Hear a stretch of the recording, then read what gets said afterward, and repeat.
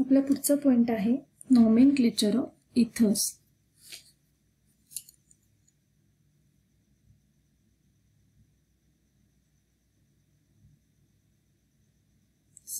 nomenclature of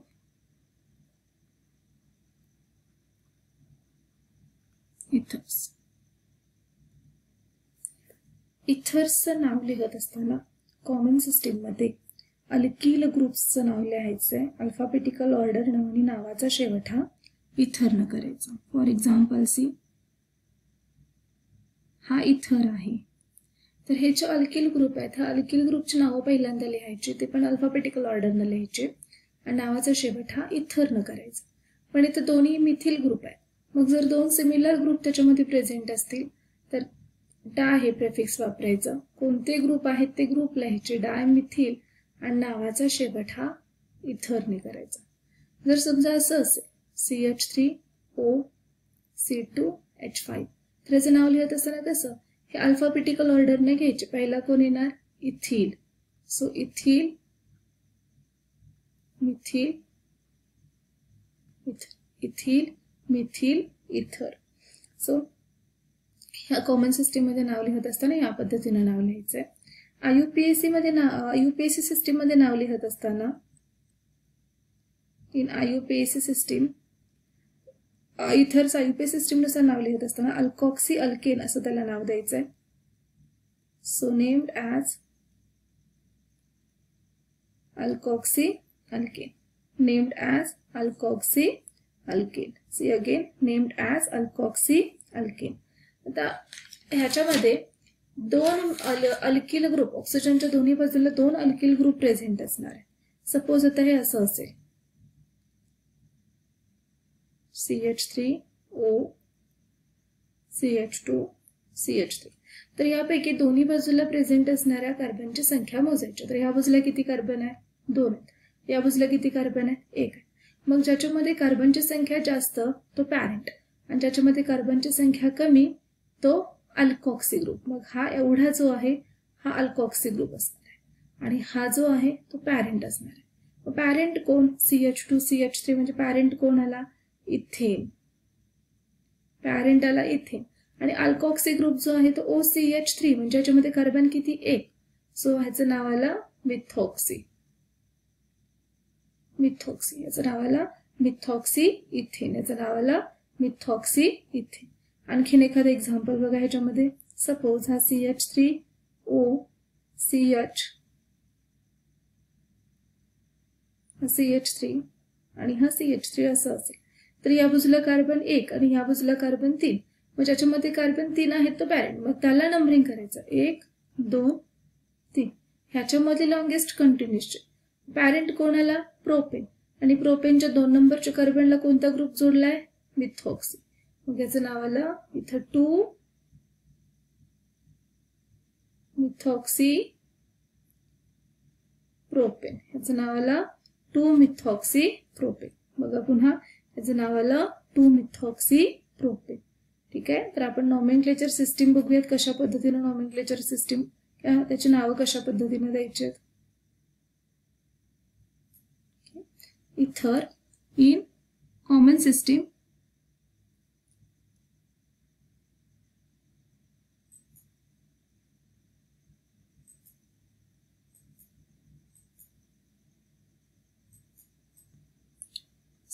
ether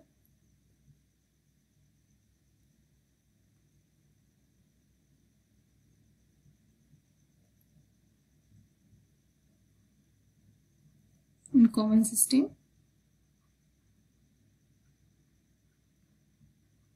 and in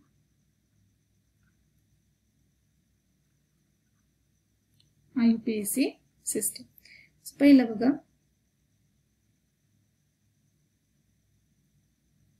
नाव आपण मग अशी बघितलंय.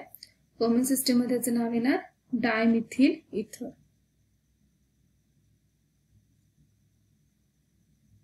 आययूपीएस सिस्टीम मध्ये नाव लिहित असताना दोन्हीकडे कार्बन सेम आहे. म्हणला एक पॅरेंट आणि एक जो आहे तो अल्कॉक्सी. पॅरेंट कोण आला, मिथेन.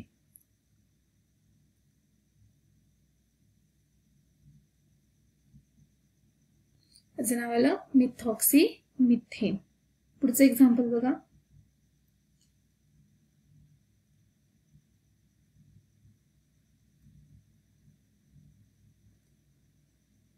दोन्ही सिस्टीममध्ये नाव आपण मग अशी बघितलेले आहे.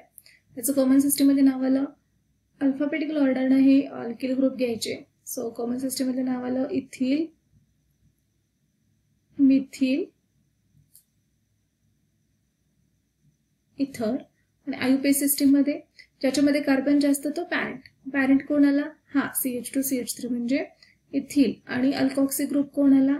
हा OCH3. OCH3 म्हणजे कोणता? तर मिथॉक्सी. आणि पॅरेंट कोण आला? इथेन. त्याचं नाव आलं मिथॉक्सी इथेन. आणि अल्कॉक्सी ग्रुपला नावं देत असताना त्याच्यामध्ये कार्बन किती आहेत ते काउंट करून त्याचं नाव द्यायचंय. 1 असेल तर मिथॉक्सी, 2 असेल तर इथॉक्सी, 3 असेल तर प्रोपॉक्सी, 4 असेल तर ब्युटॉक्सी.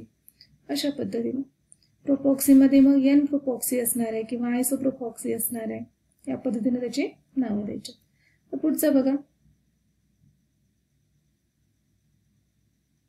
CH3O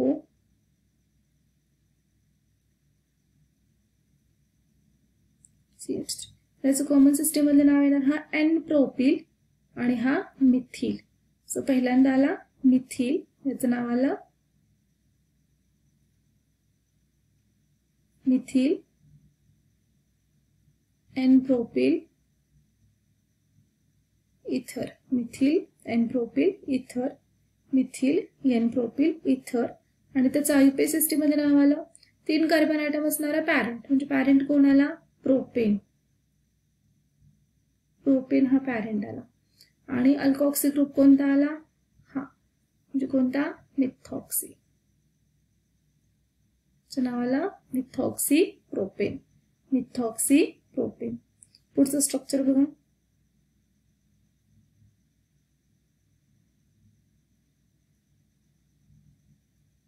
तर हा जो आहे मिथिल फिनिल इथर, हा मिथिल आहे, हा फिनिल आहे,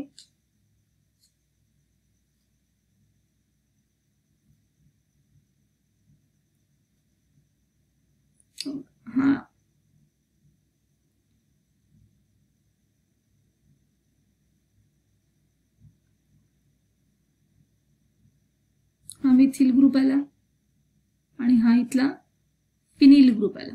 याचं नाव लिहित असताना कसं येणार? मिथिल फिनिल इथर. So non as methyl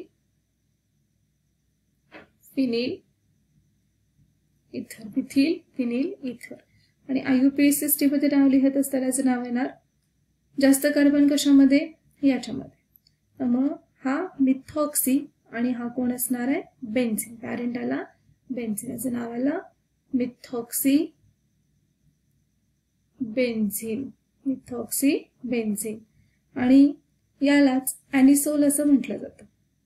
methyl phenyl ether is also known as anisole. हे ॲनिसोल हे नाव प्रॉपरली लक्षात ठेवायचं. Methyl phenyl ether is known as anisole. Methyl phenyl ether is known as anisole. Next is इथे हा एक group त्याच्यामध्ये present आहे ज्याला आपण N प्रोपिल म्हणतो. आणि हा एक ग्रुप प्रेझेंट आहे ज्याला आपण फिनिल असं म्हणतो. अल्फाबेटिकल ऑर्डरने याचं नाव लिहित असताना पहिल्यांदा येणार फिनिल,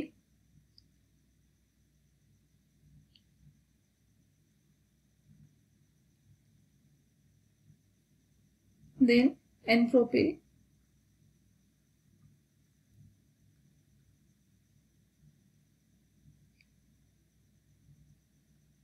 इथर. फिनिल N प्रोपिल इथर.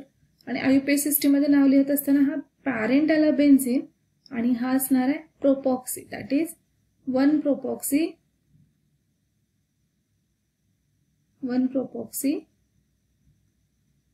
benzene. 1 propoxy benzene. And the last one is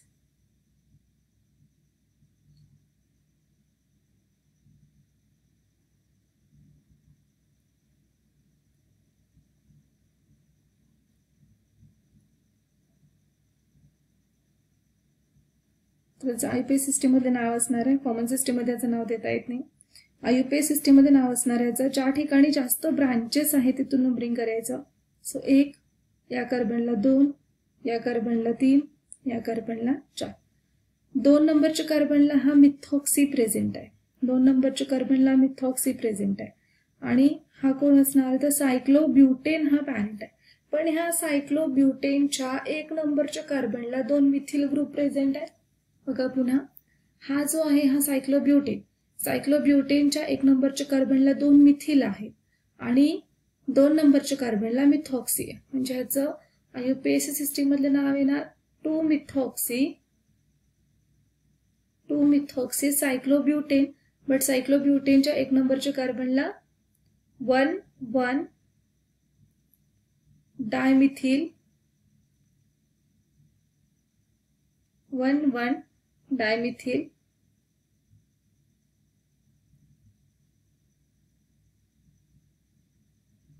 cyclobutane.